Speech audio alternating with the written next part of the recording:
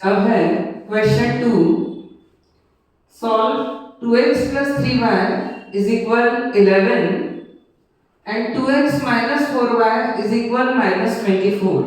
Two equations are given and hence find the value of m. और इसके बाद m की वैल्यू फाइंड आउट करो for which y is equal mx plus 3. इस type के यदि क्वेश्चंस आते हैं तो पहले इन टू इक्वेशंस को हम सॉल्व करेंगे और x एंड y की वैल्यू फाइंड आउट करेंगे और उस x और y की वैल्यू को फिर इस इक्वेशन में सब्स्टिट्यूट कर देंगे तो हमारे पास m की वैल्यू आ जाएगी। और ये भी क्वेश्चन बहुत ही ज्यादा इंपॉर्टेंट क्वेश्चन है एमसीक्यूज में या फिर 1 और 2 मार्क क्वेश्चंस में ये 100% आएगा। अब हम फर्स्ट इक्वेशन गिवन कि 2x plus 3y is equals to 11। अब यहाँ पर्टिकुलर हमको कोई मेथड का नाम गिवन नहीं है। यदि एग्जाम में ये क्वेश्चन आता है और आपको सब्स्टिट्यूशन से भी इजी यदि एलिमिनेशन लगती है तो आप एलिमिनेशन मेथड से इसको सॉल्व कर सकते हो। अभी हम इस एक्सरसाइज 3.2 में सब्स्टिट्यूशन मेथड कर रहे हैं, इसलिए मैं अभी सब्स्टिट्यूशन मेथड से इसको सॉल्व कर देती हूँ। तो ये थी हमारी फर्स्ट इक्वेशन।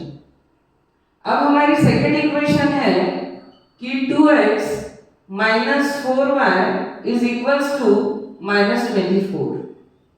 अब सेकंड इक्वेशन रियल में तो गिवन ये है, लेकिन इसको यदि हम और सिंप्लीफाई कर ले तो हम दोनों पोर्शन से 2 कॉमन ले सकते हैं। यदि मैं 2 कॉमन लेती हूँ तो ये हो जाएगा x minus 2y is equal minus 12।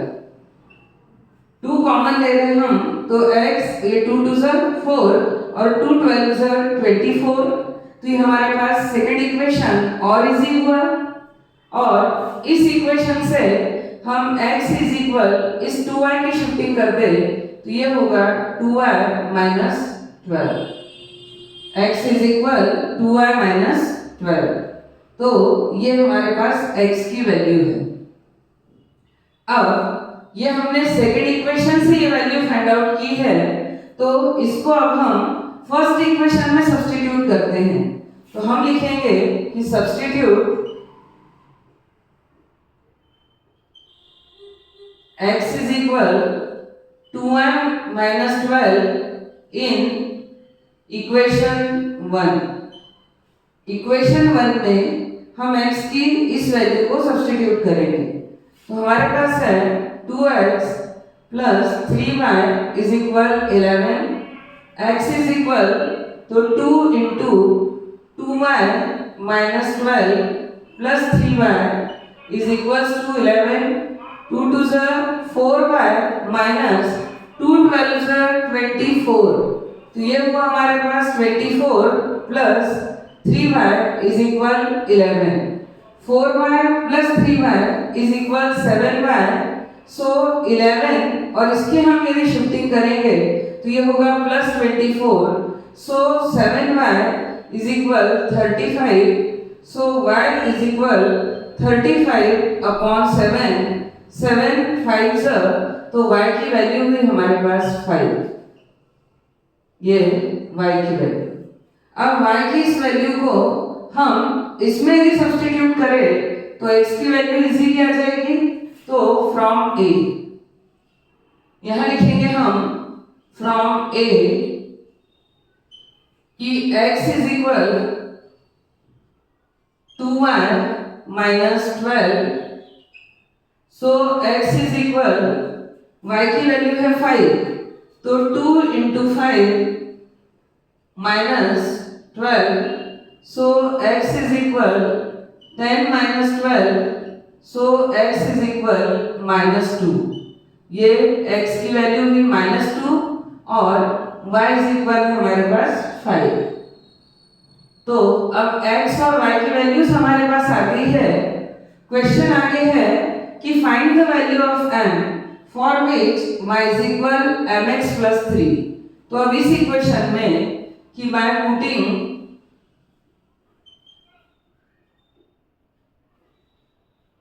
x is equal -2 and y is equal 5, in equation y is equal mx plus 3, we can find the value of m. हम m की वैल्यू निकाल सकते हैं। अब y is equal हमारे पास है 5 is equal m into -2 plus 3, तो 5 plus 3 की शिफ्टिंग होगी -3, ये है -2m। 5 - 3 2, और ये जो -2 है इसके अपॉन में होगा, तो ये है m। 2 से 2 कैंसल, तो m इज इक्वल -1।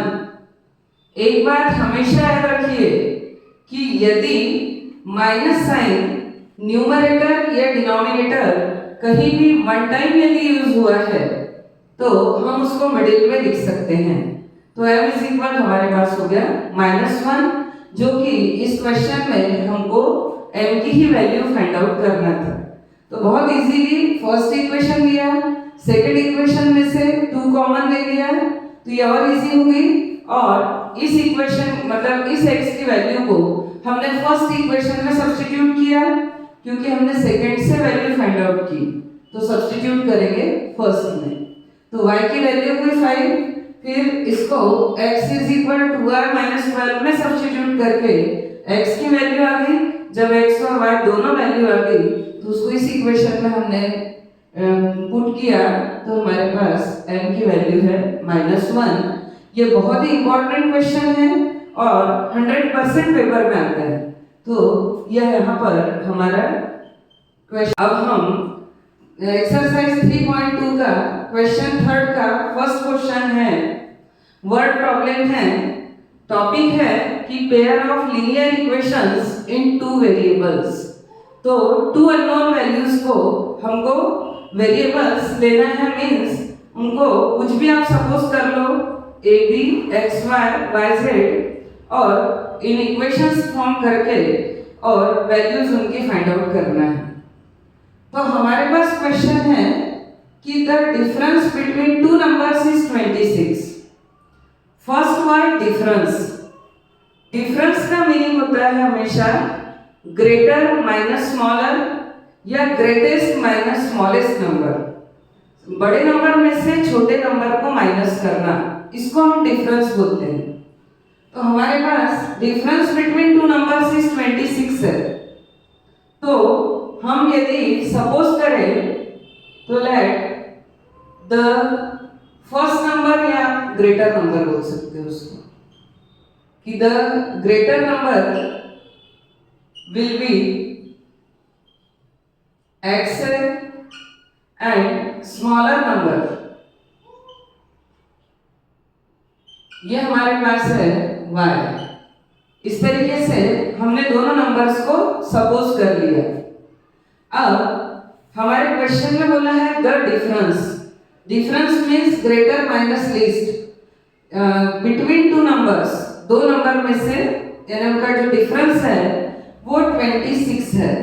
तो हमारी फर्स्ट इक्वेशन बनेगी x - y is equals to 26। ये हमारी फर्स्ट इक्वेशन इस इंफॉर्मेशन से। अब एंड के बाद जो सेकंड स्टेटमेंट है, one number is 3 times the other. एक नंबर दूसरे नंबर का 3 टाइम्स है। 3 टाइम्स कौन होगा? जो बड़ा होगा वो छोटे नंबर का 3 टाइम्स होगा।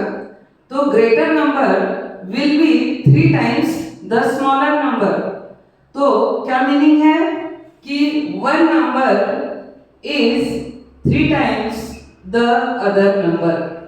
तो 3 टाइम्स मतलब मल्टीप्लिकेशन सेकेंड नंबर का, तो स्मॉलर नंबर का 3 टाइम्स ये होगा ग्रेटर नंबर। तो हमारी सेकेंड इक्वेशन होगी x इज इक्वल 3y। ये बनी हमारी सेकेंड इक्वेशन। अब हमारे क्वेश्चन में बोला है कि form the pair of linear equations for the following problems and find their solutions by substitution method। तो यहाँ अब सीधे सीधे हमारे पास x की वैल्यू 3y है, तो इसको हम इक्वेशन 1 में सब्स्टिट्यूट कर देते हैं। तो हमारी सब्स्टिट्यूशन मेथड होगी, तो हम लिखेंगे फ्रॉम 1 कि x minus y is equals to 26। हम सब्स्टिट्यूट करेंगे x की प्लेस पे 3y minus y is equal 26। So 2y is equals to 26। So y is equal 26 upon 2 means 13। तो y इज इक्वल हमारे पास हो गया 13। हमारे पास स्मॉलर नंबर आ गया है y इज इक्वल 13। अब y की इस वैल्यू को हम सब्स्टिट्यूट करते हैं इक्वेशन 2 में। तो फ्रॉम इक्वेशन 2 कि x इज इक्वल 3y, तो x is equal 3y means 3 into 13। So x is equal 39। तो ये हमारे पास ग्रेटर नंबर हुआ, x इज इक्वल 39 और y इज इक्वल 30। वेरिफिकेशन के लिए 39 माइनस 13 यदि हम करते हैं तो हमारे पास 26 आता है। इट मीन्स हमारा ये आंसर करेक्ट है। और हमने सपोज भी किया था कि ग्रेटर नंबर x, तो यहाँ पर हमारे पास क्या था, x is greater than y।